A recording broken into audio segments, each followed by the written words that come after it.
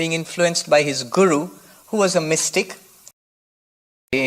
Paramanandam upadeshtaram ishwaram vyapakam sarvalokanam karanam tam namamyaham. So we are studying this little book written by Shankaracharya some 14 centuries ago. Shankaracharya was one of India's greatest saint philosophers. Aparoksha Anubhuti. And we are at the section where he is showing us how we are not the body. The self and the body are distinct. That is the subject that is being discussed now. Why do we need to know this? You see, the term used is sadhana. Any instrument, any method is necessary only to achieve certain results. So only when you want the results, then the method or the instrument has value. You want to come here. Then only, whether you will come by your own car or take a Uber or you will come by public transport, all that, these questions are relevant.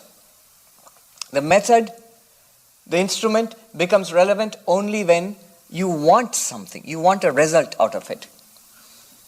Now, for whom is this teaching, for whom is it meant?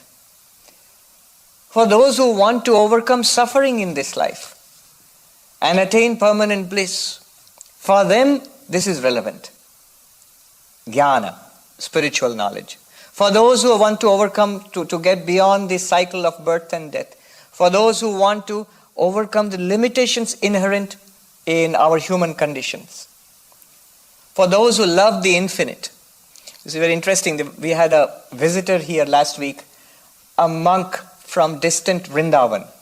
And this monk told us that he became a monk after being influenced by his guru, who was a mystic. And the way he described his guru was, he was a lover of the infinite.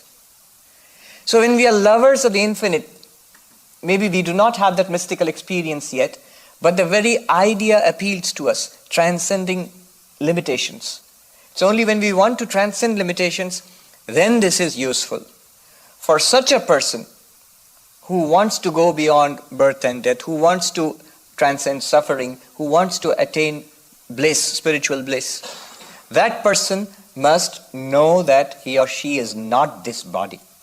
The self is not the body. So that is the discussion which is going on from 17th verse to the 33rd verse.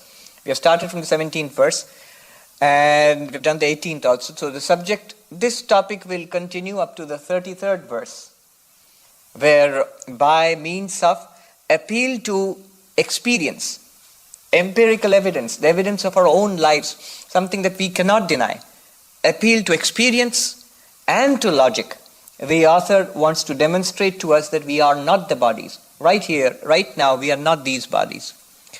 Now let's come to the 19th verse. We have done up to 17 and 18 and the 19th verse, the same subject.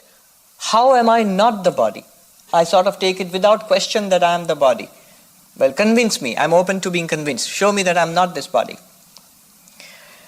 Atma-Anatma Punyo Atma-Anatma Punyo Deho Mamsamayo Shuchihi Deho Mamsamayo Shuchihi Tayoraikyam Prapashyanti Tayoraikyam Prapashyanti Kimajnanam Atah Param Kimajnanam Atah Param. Atman is the knower. It is all consciousness, it is all knowledge. The self is the knower and hence pure. The body is a mixture of flesh and blood and tissues and all sorts of gooey wet stuff. It would be a mess if it were not covered by this tightly in this bag of skin, So, ashuchihi, impure. It's made of flesh and blood and bones and so on. to think that the self is the body when they have such opposite characteristics. What greater ignorance can there be? So this is the translation of the verse. And what is the argument here? The Atman, the self, is the knower. Let's dwell on this for just a brief while. What is our experience about ourselves? In every experience of life, one thing is common. We have always seen ourselves as the experiencer. We have always been the knower, the experiencer. You had a happy experience and a pleasant experience. You were the one who experienced. It goes without saying, we never think about that. But always I am the one who experiences. And what happens in life is something that is experienced. I am never an object of experience. My body is an object of experience. I feel my body, especially when it is sick or ill or giving me trouble, then I do feel it. In fact, I feel it more than anything else. You see how tragic it is and how strange it is that the slightest cut or bruise on my foot causes me more worry and anxiety and pain than the greatest tragedy half a world away, where thousands of people may die, but I feel this more directly. So the body is definitely an object of experience. We always experience the body, or at least a lot of times we are experiencing the body, we feel it. If the body is an object of experience, we are the experiencer. The experiencer and the experienced are two different entities. So we are the knower in every situation. The knower is always the self. Simple example. You are sitting here and listening to this talk. The talk is what you experience. And who is the experiencer? You. You are the one who experiences sound and light and color. All of this is experienced by you. That is not experiencing you. The sounds and light and color are not experiencing the self. The self is always experiencing everything else. It's the simplest, most basic fact. That is the structure of experience. The self is always the knower, and the non-self is, not nonsense, non-self. The non-self is the known. And that's always so. Almost by definition it is so. And he points out this, Atma Jnanamaya.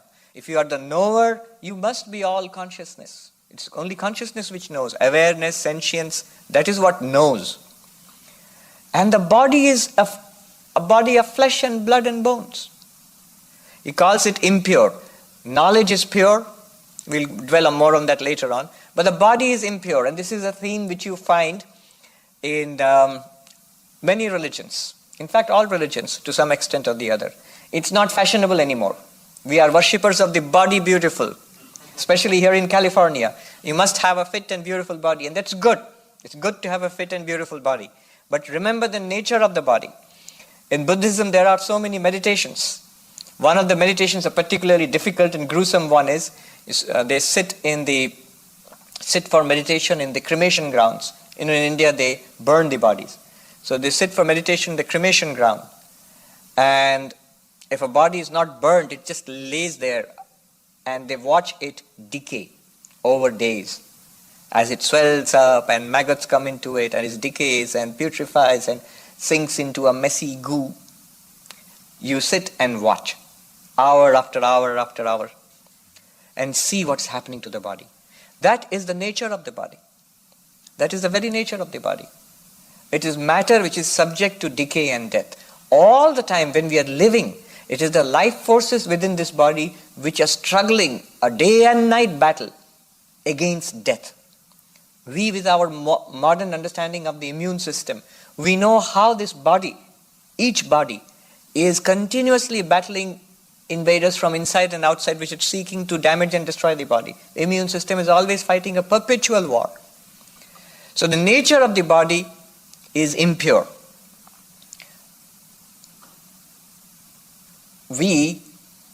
Let me be gross. And I'm not doing it on purpose. I'm quoting an ancient text, Shankaracharya's Naishkarmya Siddhi. We who can't tolerate the slightest mess, slightest bit of mess, something that smells bad, something that's messy, ugly looking, we can't tolerate it. We have a sense of beauty and proportion, taste. And yet, what lies just beneath the skin of this body? What lies right, as they say, what we carry around in our stomachs all day and night. We never think about it. If anybody speaks about it, it's offensive. But we do that. And when a person excretes it, it immediately becomes something dirty, unthinkable, unmentionable, would not look at it, let alone even touch it. And that's what we carry around with ourselves throughout our lives. The moment it leaves our body, it's unmentionable. And yet just 1 second ago, it was part of me, it was me. And yet you are consciousness, you are the knower, the experiencer. Shankaracharya says, how can you make them one? How can you make these two one? The knower and the knower and the known object. One is pure, that consciousness or knowledge is pure, we shall dwell on that. And the body is definitely something that you yourself, it would offend your sensibilities if it was set out in front of you in a plate. The contents of this body. We'd all probably throw up if you see what's inside the body. So, taking them to be one, the knower and the known, we take them to be one all the time. The pure and the impure, we take them to be one all the time. What can be greater ignorance than this? They are not one. We are confusing them, mixing them up because of ignorance. We do not separate ourselves into the self and the non-self. We combine the self and the body together and say, I.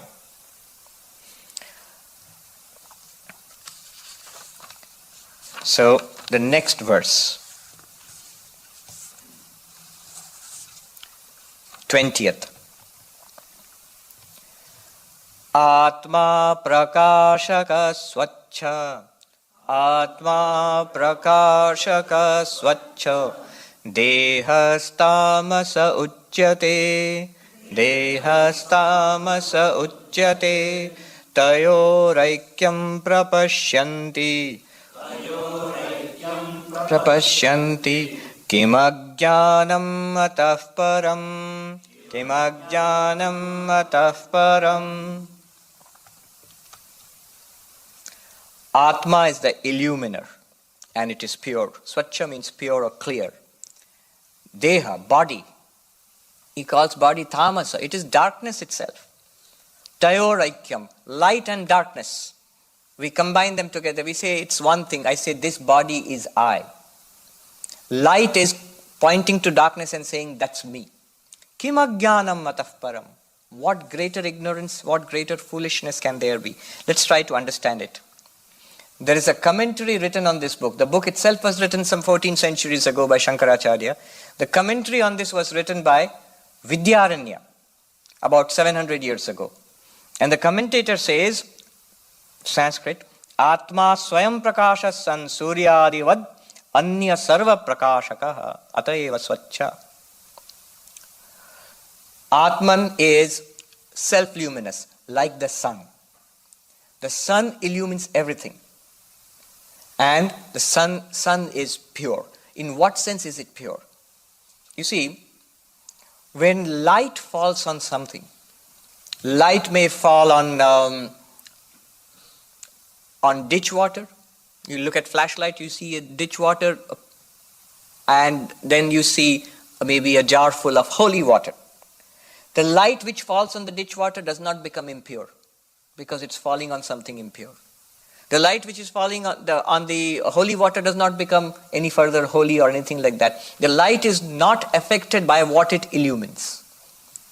The light may, as somebody said, the policeman who's patrolling in an Indian village at night, and he has a flashlight. A flashlight is high-tech. Yes, now maybe not these days. There are mobiles everywhere. But I remember this old gentleman who said the most high-tech thing that in their village was a flashlight, which was given to the watchman of the village by the government. So people used to come from other houses to see the flashlight. And so imagine, there's no electricity, and at night the watchman is patrolling the village, and he sees something in the dark, and he switches on the flashlight and he sees it's a monk, a sadhu under a tree and meditating. All right. He passes on, sees something moving fishily in the dark, and he switches on the flashlight and he sees it's a robber, a thief trying to sneak in somewhere, and presumably he nabs the robber. But the flashlight the light is not affected by illumining a sadhu, is not affected by illumining a thief. So in that sense, light is not affected but by what it shines upon. Consciousness is not affected by what it is aware of. Consciousness, what it illumines, what it reveals, it might be good, it might be bad, it might be dharma, it might be adharma, religion and irreligion, good and bad, moral and immoral. But the consciousness itself is not affected by any of this. In this sense, it is said to be swachha. Swachha means pure, clear. Does not matter what it reveals. What it reveals may be good or bad, but that which reveals is not affected by that. Now, think about it. Consciousness is the light of lights. Here, when the room was dark, you switch on the light, you can see everything. So light is the revealer. But this light and the room it reveals is known by your eyes. It would not be cognized. It would not be known except for you seeing it. So your eyes are the light which reveals this light and the room. And your eyes seeing something, that will work only when your mind is on what you are seeing. So mind is connected to the eyes. In that sense, mind is the light which reveals your eyes. Eyes are the light which reveal the external light. And external light is something that reveals this external room. Really, your mind is the light for all of these lights. And your mind, according to the Upanishads, according to Vedanta, the contents of our minds are revealed by the consciousness shining in the mind. So consciousness in the mind is the light of lights. In that sense, consciousness is said to be prakashaka, revealer, the light of lights. We sing every day in our Vesper. When we sing to the Lord in the evening Vespers, we sing Jyotira Jyoti, light of lights. Jyotira Jyoti.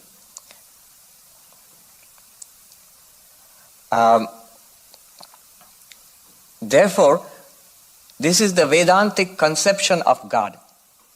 When we are singing the Vespers to God in the evening, we are singing Jyotira Jyoti, light of lights. The conception of God in Vedanta is this very light of lights.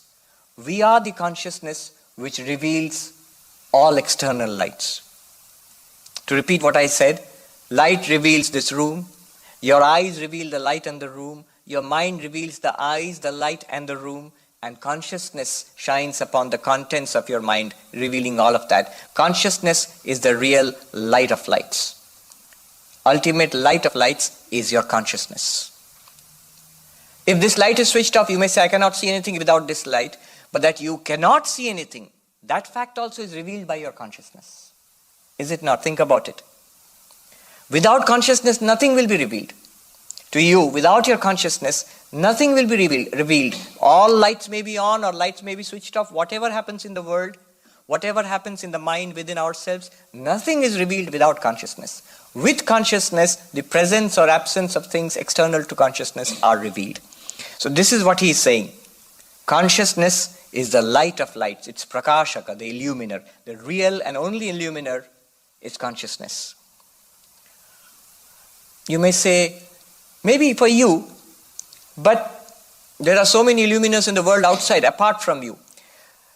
You see, the Vedantic perspective is a uniquely subjective perspective. In your experience, it always brings you back to yourself. Speak from your own experience. In your own experience, what is it that has always been illumining? Only your consciousness. Everything that you know, ever have experienced, has been illumined, revealed to you only by your consciousness. Nothing ever else. So, prakashaka swachha. Another point. When you keep saying pure, here is a subtle point to understand. When the books keep saying Consciousness is pure, consciousness is pure.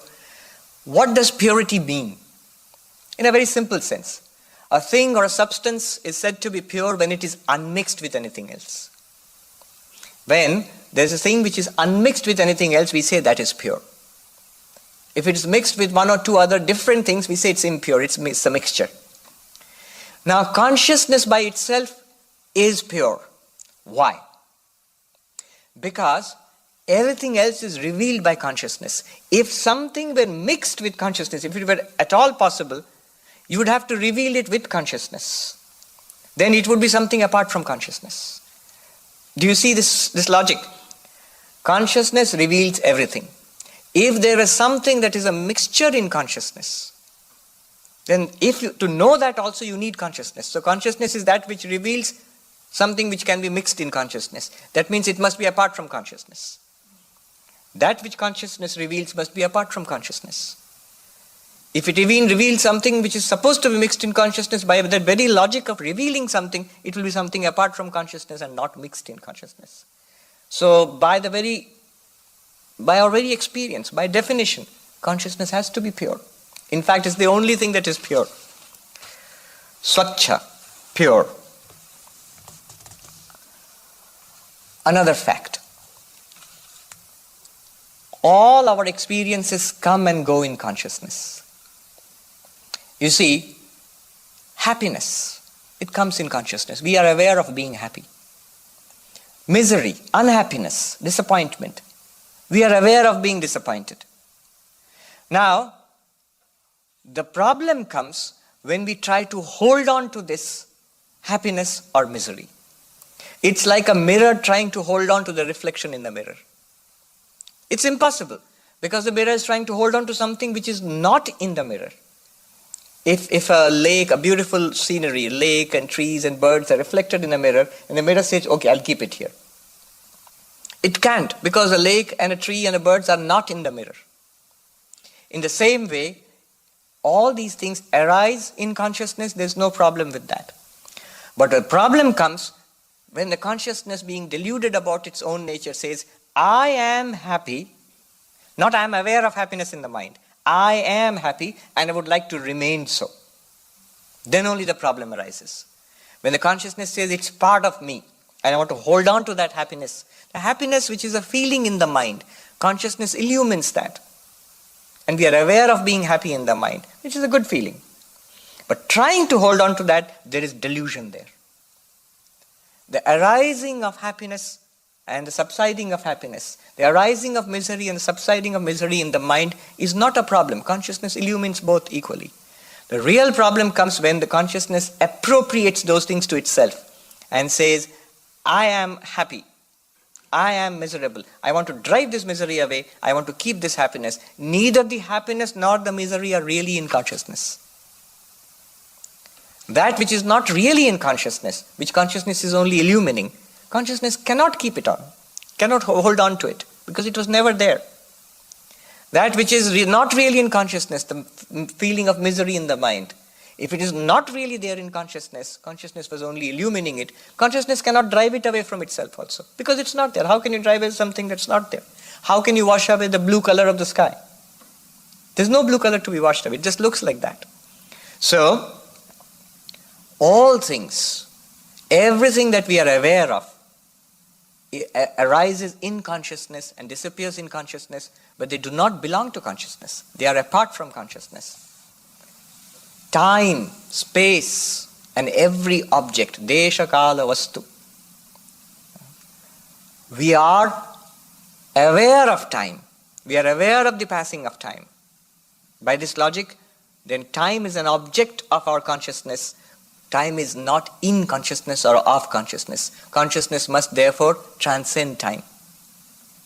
Place, here and there, near and far, we are aware of it. Hence, it's an object of our awareness. It does not apply to consciousness. Consciousness is not in space. Space is in consciousness. Consciousness is not something moving through time. Time is something that appears and changes before consciousness. And all objects which consciousness similarly is aware of or illumines, they must be apart from consciousness. Consciousness is their illuminer.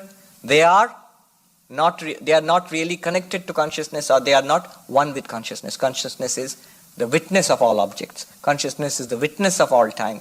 Consciousness is the witness of all space. In this case, for consciousness to say that I am this particular body is the grossest of misunderstandings. When the whole of space and time and object appears to consciousness, to pick out one part of that and say, I am this.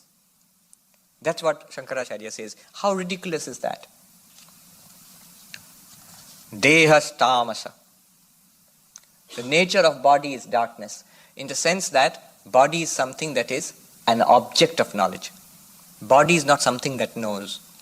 You see, we think that the body is something that is aware of other things. It's only because consciousness percolating through the mind and the nervous system flowing through the body, we feel that this body is conscious. Consciousness shines upon the mind. Mind becomes filled with consciousness. So we feel a mind full of awareness. And the mind being connected to the body also feels conscious. And therefore we see, here I am. And we make a mistake by thinking, I am a body with consciousness. The book tells us, you are consciousness aware of a body. You are consciousness using a body. You are consciousness channeling yourself through a body. You are not a body with consciousness. You can even say you are consciousness in which a body is appearing and acting and feeling and knowing. And the challenge is to see it as a fact, not as a claim. Vedanta says what it is saying now is actually truer to our experience than what we normally talk, the tale we tell ourselves. That I am a body with consciousness is not as true as saying, as far as our experience goes, I am consciousness in which a body appears. Think about it. Throughout our day, right now, here is this body. The moment I go to sleep, the body disappears from my awareness. The body is in the bed, I am not aware of it. I am aware of a dream world in which I have a dream body and I do dream things in the dream world. What continues? Consciousness. You are aware. The awareness continues from the waking state into the sleep state, into the dream state. The body is left behind from your awareness. So, it is more logical to say from your own point of view that your body drifts in and out of your awareness, rather than I am a body in which consciousness comes and goes. Our experience is telling us that. But we take a material point of view and say, I am a body which is sometimes conscious and sometimes sleeping. That's the tale we tell ourselves. It's looking at it from outside of ourselves. So, the body is an object of awareness. It is darkness. He calls it darkness. And we to identify the two, light calling itself darkness, kim ajnanam matah param. What greater ignorance can there be when light calls itself darkness? The knower calls itself the known. Consciousness calls itself flesh and bone. What greater ignorance can there? What greater foolishness can there be? The complete opposites. We ignore that and say, I am this body. It's a mistake. And there is a saying, Pramadam vai mrityum aham bravimi. I say that mistake, error is death. Forgetfulness is death. Forgetfulness of our real nature is death. Pramadam vai mrityu. Pramada means error, a spiritual error. We make the fatal mistake of forgetting our true selves and connecting ourselves, identifying ourselves with this changing body. This body will die. If I am this body, I will die. If I am the consciousness in which the body appears and goes, then I am the consciousness which will also witness the death of this body. If I am the witness of the death of this body, the body will die. Whether you know yourself as consciousness or not, it won't stop the death of the body. The body will grow old and it will die. But the consciousness will witness the death of this body also. That's the claim.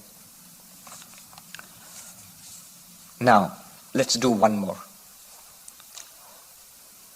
Atma nityo hi sadrupo, Atma nityo hi sadrupo, Deho nityaya sanmayaha, Deho nityaya sanmayaha, Tayoraikyam prapashyanti, Tayoraikyam prapashyanti, Kimajnanam atah param, Kimajnanam atah param. Atma nitya, the self is eternal. Sadrupa. Why? Because it is the nature of existence. Deha, body, is non-eternal, subject to birth and death, creation and destruction. Why? Because it is an effect. It is asat, false. It's something to be understood. What he is saying here is very deep philosophy. Tayoraikyam prapashyanti. And people see them to be the one and the same thing. Kimajnanam atah param. What greater ignorance can there be? Let's look at this carefully. Atma nityo hi sadrupo. The Atman is eternal because they say that through all the changes, from birth to growth of the body, to maturity, to old age, to decay, to death, these are all experienced. By whom? By the self. So the body keeps changing from one state to another. And presumably it will die one day and the experience goes on. So that which experiences the body, we have a feeling that I was the child, I was the teenager, I was the middle-aged person, I was the old person, I am a very old person now. I am the same. I don't say there was somebody else who was a child, somebody else who was a teenager, now there is somebody else who is a middle-aged person. I don't say that. I say I am the same person. Then I cannot be the body. The body has changed so radically. Then I have an experience of being a continuity, a conscious continuity. Now, what guarantee is there that when the body dies, this consciousness will not evaporate? That's the question. Then the body dies, it's only when the body is continuing that you feel that you are a continuous consciousness. It's a little bit of, subtle bit of thinking. You see, every exchange we have experienced, the experiencer experiences the change in the body. So the experiencer is apart from what is experienced. And to note any change, the change must be something that is experienced. It cannot be in the experiencer. So any kind of change to be experienced must be apart from the experiencer. And death or destruction is a change. Creation is a change. I hope you're following this. It's a bit subtle. Of course, if you're following it, you might be outraged. This is a very radical way of thinking. So, if you experience it, if it is something that can be experienced, it must be apart from the experiencer. The experiencer is always the consciousness. Death or birth are experiences. They must be apart from the experience of the consciousness. Hence, the consciousness is not born, nor does it die. So at this point, students of logic should raise hands and say, no, this doesn't work. But anyway, that's one way of looking at it. And in fact, that's what's happening. That's what's happening. You cannot speak of the destruction of the knower. You cannot speak of it. You cannot experience it. Who would experience it? The knower must continue to experience it. You say, no, but we all experience people dying, but we see the destruction of the body. Nobody has ever seen the destruction of the knower. Not only that, I'll claim that no one has yet seen the knower. Nobody has seen the subject or the knower or the experiencer.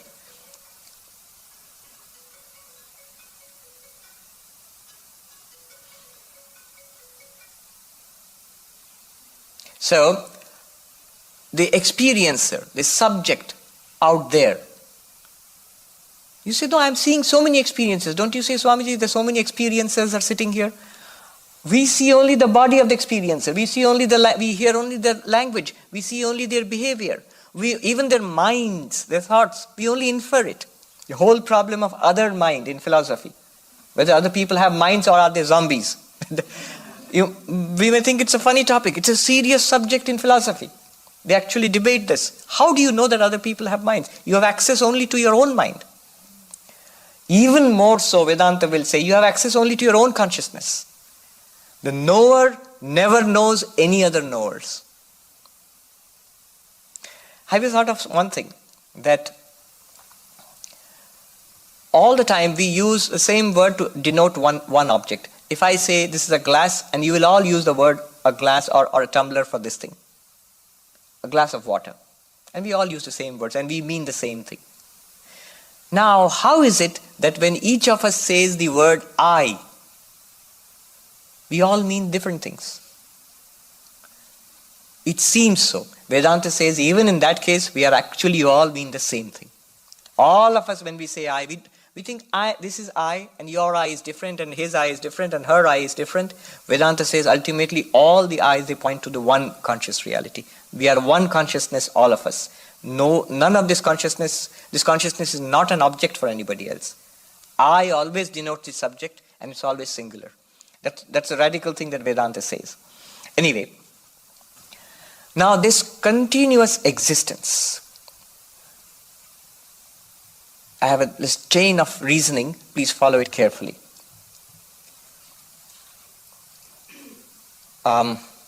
This is based on the 16th verse of Bhagavad Gita, 2nd chapter. Nasato vidyate bhavana bhava vidyate sata. It's the philosophical heart of the entire Bhagavad Gita, as far as Advaita Vedanta is concerned. Philosophical heart of the entire Bhagavad Gita, chapter 2, 16th verse. I've chosen my words carefully. I did not say the spiritual heart or the practical heart or the devotional heart of the Bhagavad Gita. I'm saying philosophical heart of the Bhagavad Gita. What does it say? Basically, I'll tell you in a few words. When we are boiling potatoes, the potato is hot. It's boiling. It's hot. Does the heat belong to the potato? Is it an intrinsic property of the potato? We say hot potato. We use the term. But really, are potatoes hot? No. The heat has been borrowed from the boiling water. The potato was cold when it was in the refrigerator. And after some time, when you set it out on the plate, it will become cold again, unless somebody eats it up first. So, potato does not have heat of its own. It's borrowed that heat. It's come from the boiling water in which it is being boiled. It's being, when you're cooking it. And the boiling water, does it have heat of its own? So the potato has borrowed heat.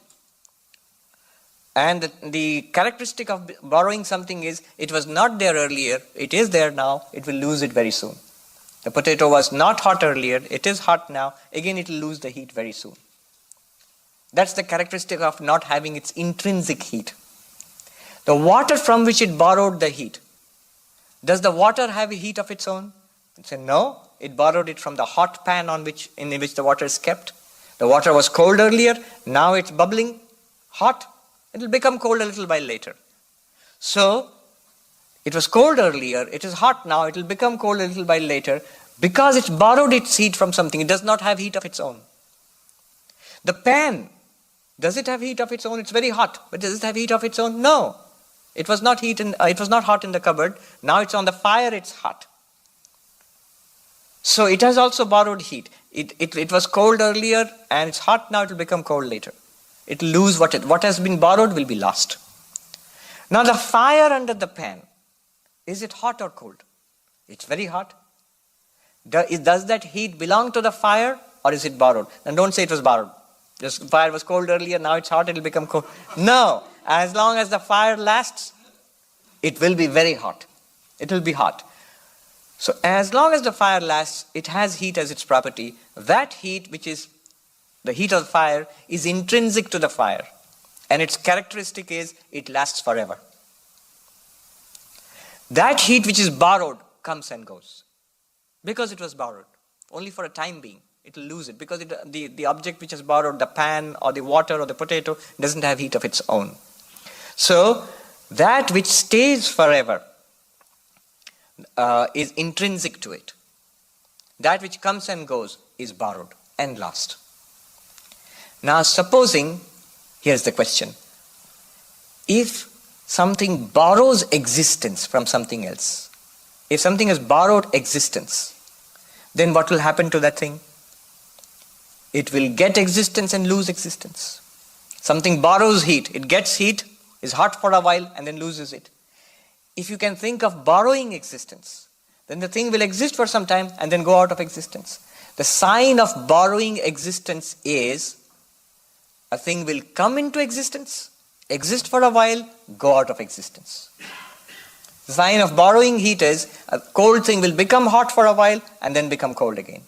In the same way, sign of borrowing existence is a thing will come into existence, will be born, will exist for a while and then again lose it, will die. Being born and dying, birth and death are signs of borrowed existence. Now you may say this is hair-splitting argumentation. But no, we see it all the time. How? The table. It has borrowed existence. From what? From the wood. It was wood earlier. It exists as a table because it has borrowed existence from the wood. One day it will be broken, sold as scrap maybe. It will still be pieces of wood. The table will no longer exist. It borrowed existence from its underlying reality, from its material cause. And it exists as a table because it has borrowed existence from wood. Wood has also borrowed existence from a more fundamental form of matter and so on. Now the question is, if something has intrinsic existence, what will happen to it? Fire has intrinsic heat, it never loses it. If something has intrinsic existence, what will happen to it? It will never lose existence. It will become immortal. It will be immortal. It will never be born because it always existed. It will never die because it will always continue to exist. And there is only one thing which we can conceive of in this way, at least philosophically we can conceive of. That is existence itself. Existence itself. And such a concept you have in the Upanishads, it's called Sat. Sat, pure existence, being with a capital B. Existence itself never goes out of existence. Things come and go out of existence. Things borrow their being from pure existence and exist for a while and lose their existence. Pure existence or being continues to exist because it is intrinsically, it has existence. It's a very strange way of thinking, but that's what's given in the 16th verse of the second chapter of the Bhagavad Gita. And here they are saying Atma Nitya. Now you can understand.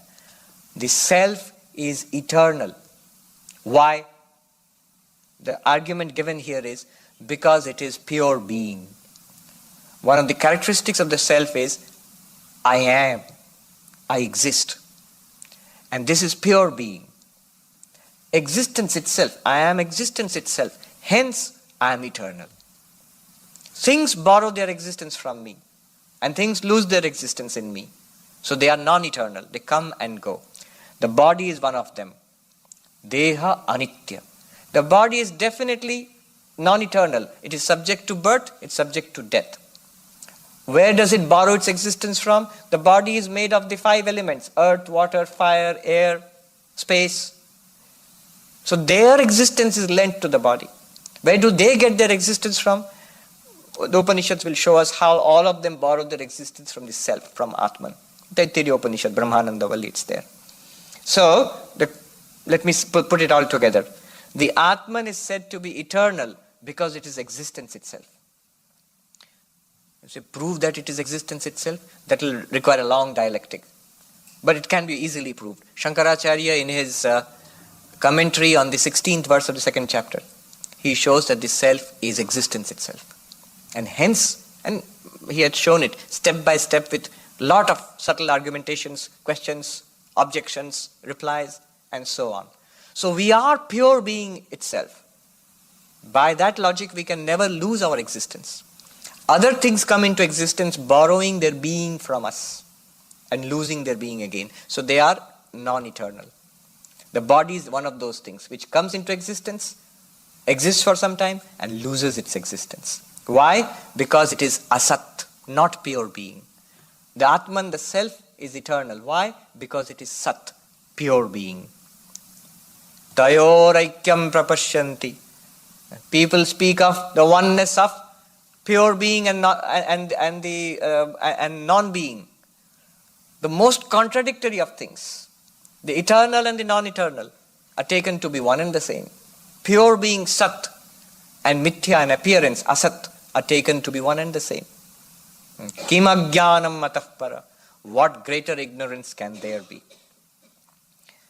The commentator here, so sometimes commentators make it more complicated. They're supposed to make our life easier. So the commentator here explains what is eternal and what is non-eternal. Let me give you an sample of that. Atma-Anatma Viveka. If I translate that, it will translate into the self is eternal because it is not the counter positive of destruction. What was that? Counter positive of destruction. You see, this is what is called Navya Nyaya language. The neologic of India. And it's being India, even the neologic is 1,000 years old. So it goes like this. When you say destruction, something is destroyed, or say something is absent, you say absence of something. You have to say what is absent. You can't just say he's absent. You'll say, then somebody will ask, who is absent? So that which is absent, that is called the counter positive, pratiyogi of absence. When you talk about a phenomenon and you have to mention what is it that you're talking about, then that thing will be called the counter positive, pratiyogi. Now, when you say something is eternal, you mean that it is not born, it is not destroyed. It was always existing and it will always exist. So it's something which is not destroyed, never becomes the counter positive of destruction. If you say it's destroyed, then if you say what is destroyed, you say the pot has been destroyed. Then the pot is the counter positive of destruction. Pot is the counter positive of its own destruction. What has been destroyed? The pot has been destroyed. Now something that never becomes the counter positive of destruction is another way of saying it as eternal. You can never speak of the destruction of the Atman. So the Atman is never the pratiyogi or counter positive of its own destruction. And the body, he says, body is dhvamsa, dehastu dhvamsa pratiyogi. Body is the counter positive of its own destruction. So body is something that is subject to destruction. That's why I'm saying that commentators sometimes make life more difficult for us because they want to be philosophically precise and therefore they use such terms. But these terms developed for a purpose. You see, Navya Nyaya, the system of neologic, which developed in Mithila and later in Bengal. The great teacher of Bhakti, Chaitanya Mahaprabhu, Lord Chaitanya, he was a scholar of Navya Nyaya before becoming a devotee of Krishna. I think he did a good thing to move over from Navya Nyaya to Krishna, but it developed because of a 1,000-year debate. A 1,000-year debate. I mean, I'm not exaggerating one bit. From about 200 BC to 800 AD. 1,000-year debate between the Buddhists and the Hindu dualists, the Naiyayikas. And because of this debate, they felt the need for a language which was philosophically precise. Otherwise, ambiguities of language lead to a lot of problems in philosophy. So they developed this extremely sophisticated language. I think before the development of modern symbolic logic, this was the most sophisticated logical language that was present in human civilization. So they developed this in order to debate, in order to carry on philosophical debates. And it was developed around 1000 AD, 1100 AD, and by 1200 or 1300, before this commentary was written, it became a standard for most philosophical texts. So most philosophical texts, whether they are Nayayika texts or dualistic texts or non-dualistic texts, All of them are written in this language. Madhusudana Saraswati's extremely difficult work, Advaita Siddhi, is a masterpiece of Navya language. But luckily for us, Shankaracharya predated all this. So Shankaracharya's language is very simple and lucid and direct and powerful. He does not speak about counter-positives of destruction. All right. Now I'll take one or two questions and then we'll conclude. Yes, there's a question there. First, wait for the microphone. Thanks. Thank you for tonight. But I just have a quick, I'm a little confused. We're talking about consciousness being eternal, and yes, we're all here and we all experience consciousness somewhat individually. Yes. And I just have a question as to where does personality come into, like individual personality come into, because there's relating to some people easily, relating to some other people not so easily. Oh, right. Where does that go on that continuum? Thanks. I understand. And it's a good question to ask. We must remember certain fundamentals here. The Vedantic view of the human being, of us, is trichotomous, threefold. One is the physical body. The second one is what is called the subtle body. Within us, we have thoughts, feelings, emotions, ideas, memories. All of this together is what we call the personality, the human personality. Your likes and dislikes, your memories, your sense of a personal identity, that's your personality. And everybody, it's distinct. Now, Vedanta says consciousness, the self, is actually distinct from this personality. That's the interesting thing to understand. Why would you ever say such a thing? You see, our general idea of consciousness is thoughts, feelings, emotions. This is consciousness. This is what we think is consciousness. And that's how consciousness is generally understood. Vedanta makes a huge step forward, or a claim, that consciousness in itself must be distinguished from the contents of consciousness. Pure consciousness is what they call the self, the knower. Anything that you are aware of is an object of consciousness. And they say that's how we live life, that's how we experience it. Your likes and dislikes, your preferences, whether you like this kind of Starbucks coffee or that kind of coffee, that's a preference, and that's part of your personality. Now, are you or are you not aware of it? And I must admit that I'm aware of it. If you're aware of it, it's an object to your consciousness. Just as this is an object, it's a public object, we all share this object, we see it. Your likes and dislikes, your memories are your private objects, but they are objects nevertheless. Why? For the simple reason you are aware of them. Anything that we are aware of is an object of or object to consciousness. Consciousness is that like light which shines upon it. The light within you shines upon your likes and dislikes, your memories, your thoughts, your feelings, what you call your personality. So Vedanta would call that the personality. The personality is an object to the real self. The personality and the self are not the same. The self is identified in Vedanta with pure consciousness. But yes, in our present state of ignorance, we identify the self with the personality. When I say I am this person, I identify myself with my memories, my thoughts, my feelings, my ideas, my preferences, my likes and dislikes, my choices. This is what I think I am. And this is what we call the personality. Now Vedanta wants me to see that this personality is also something different from the consciousness which is at the core of myself. In fact, it's very interesting to reflect upon the roots of the word personality. It comes from that original root is a personae. The original Greek meaning of the root was mask. It was mask. The actors used to go on stage, put on these big masks and cry out, shout out their lines. So those masks were called the personae. And that's where we have got the word personality. And now we think that personality is me. I am this person. But Vedanta, I think, stands closer to the original meaning of the root meaning of the word personality. The personality is also a mask which we put upon the real me. So the real I, am not the ego. The real I am not even this little person. I am the pure consciousness shining through and operating this little person.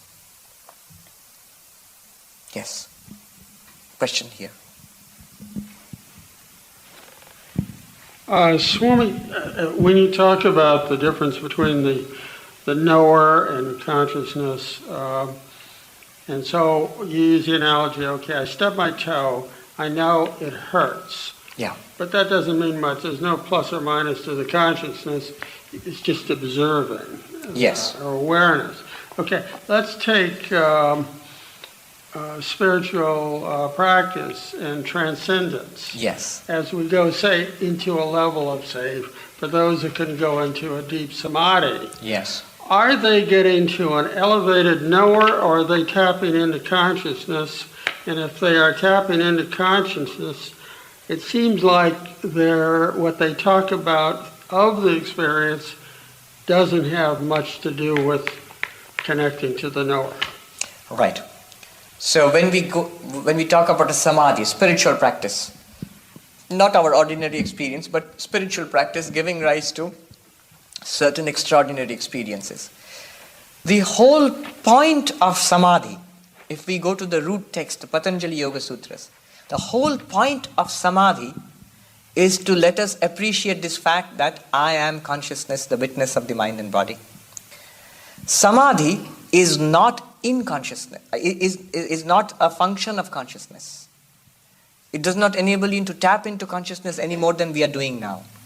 Rather, samadhi is a function of the mind. Samadhi is entirely in the mind. All kinds of knowing, perceiving, feeling are entirely in the mind. But the mind uses consciousness, or consciousness uses the mind to illumine these experiences. This is almost like the mind on steroids. A mind on spiritual practice. Yes. I'll make a distinction between the two. So,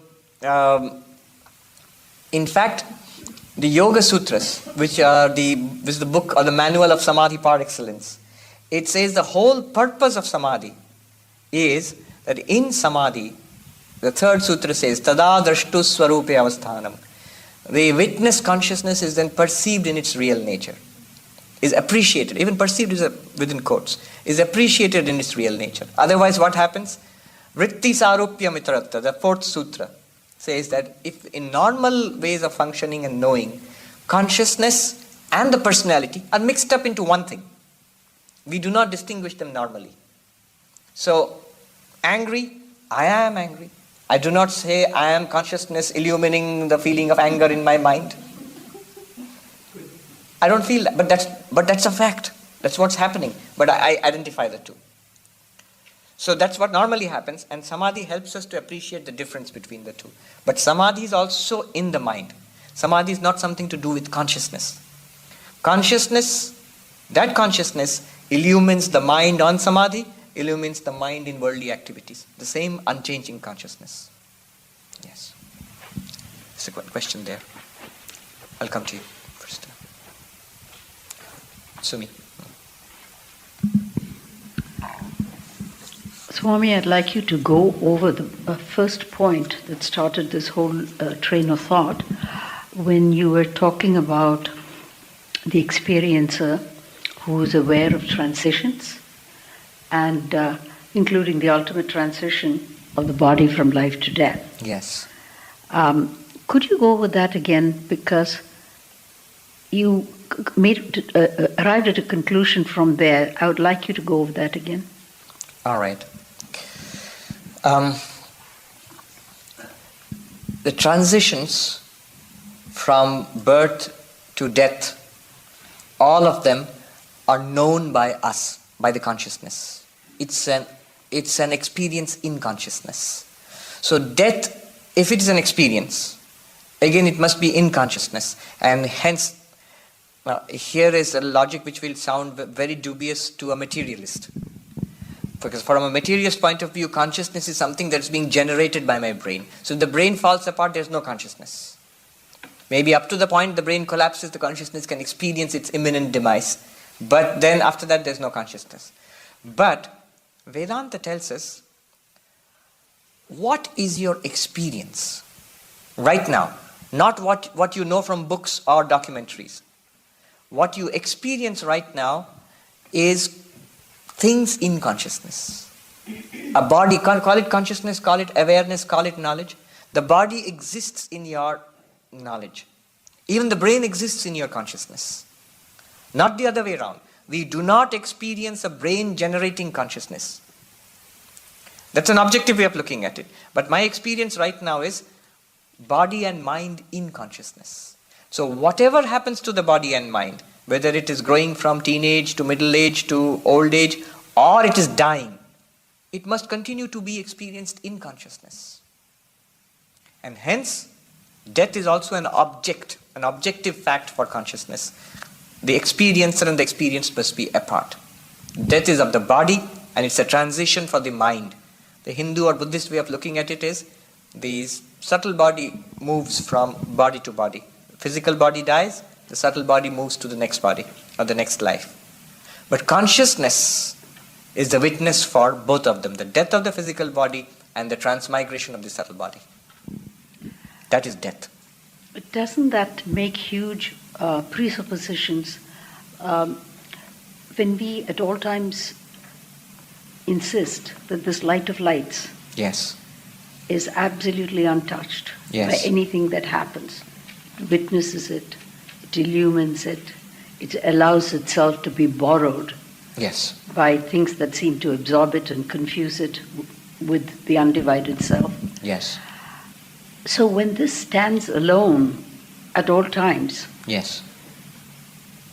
how does this borrowed consciousness then have a license to go on to another life form when really everything only is illumined for the moment? There is no continuity guaranteed to tables, chairs, stars, the whole planetary systems.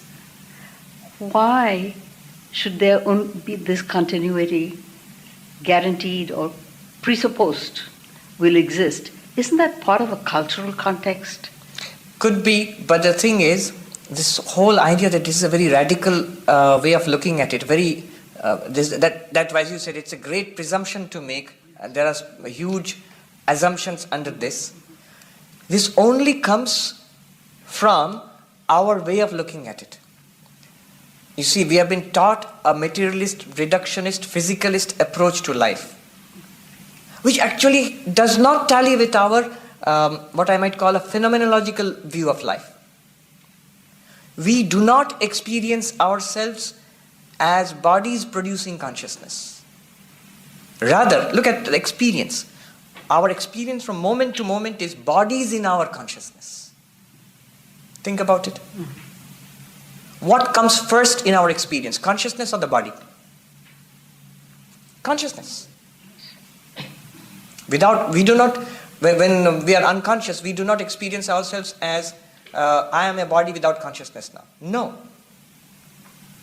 We experience ourselves as experiencing blankness.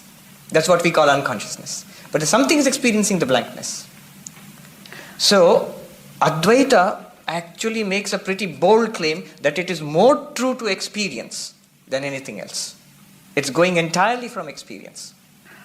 But what is troublesome is assuming that there is a continuity in existence only at this level, on this wavelength. It is not granted, as I said, to other physical objects. And we have identified the mind and the body really as physical objects ultimately. Yes. When this continuity will not be granted to any other physical object, why is it granted only to this one? Isn't it a peculiarly cultural way of looking at it? Because if you look at mystics from other traditions, Yes. they don't fall in line with this. Oh, all of them do. Think But of not- one mystic who says everything ends at death. Not one. Yes, but then we You see, the attach... reason is religion and spirituality could not exist without a post-mortem existence. So, whether crude or sophisticated, a certain amount of post-mortem existence must be granted for any kind of religion or mysticism or spirituality to exist. So, I will make the claim here that every religion, every mystic, every spiritual teacher anywhere must admit a kind of post-mortem existence. to some entity, even a Buddhist. But then Buddhists come out of the same matrix.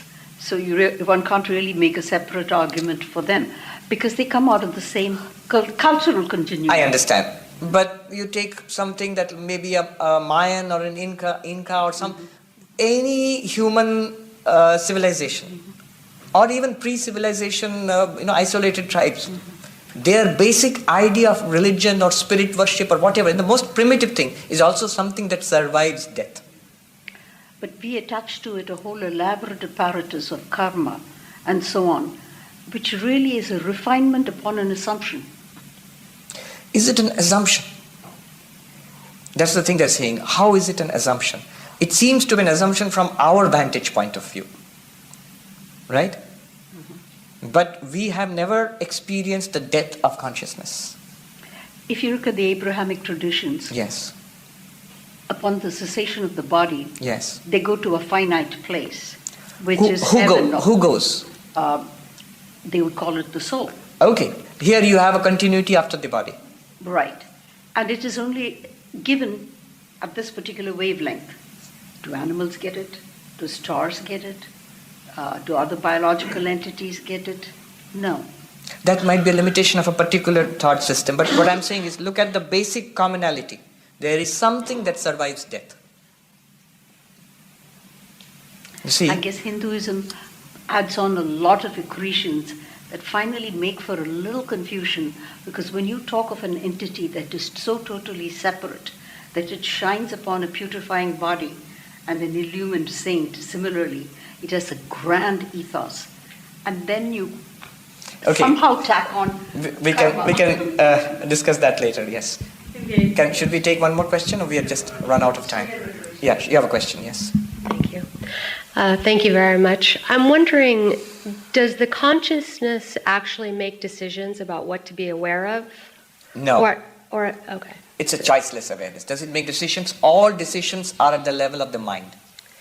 To do this or not to do this, intentionality comes in at the level of the mind. Very concept of pure consciousness, in philosophical language it would be called non-intentional consciousness. It is not a consciousness about anything. When things come up, it's like light. Light doesn't decide what to focus on. You can focus the light on something. It shines. And because of that, everything is revealed. Decisions will come in your mind. Yeah. Well, what about two people walking into the same room and being aware of completely different things? Yes. Their consciousness is not making a decision about what to see? No, the mind is. The mind is The deciding. mind is. And again, I would invite you to see that I'm just repeating a fact. Look inward and see what makes the decision. In two cases, the minds make the decision. Here is one mind which wants to look at this painting. Here is another mind which wants to look at that painting. You can see the thought process. I like this artist, and okay, I'll look at this painting. That's a thought. Where is that? Not in consciousness. That's not consciousness itself. That's the mind. How do you know it's the mind and not consciousness? Because you are aware of the thought. It's an object. It focused the consciousness on that painting. And in this guy's case, his mind focused the consciousness there on that the other painting. And that decision was made in the mind. So personality, likes and dislikes are all in the mind. And consciousness is common to everybody as one, unchanging, and it's featureless. All features are in the mind and the body. Okay, shall we wrap it up now? We have gone over time. But good. It keeps the debate up. Om Shanti Shanti Shanti Hare Om Tat Sat Shri Ram Krishna Arpanamastu.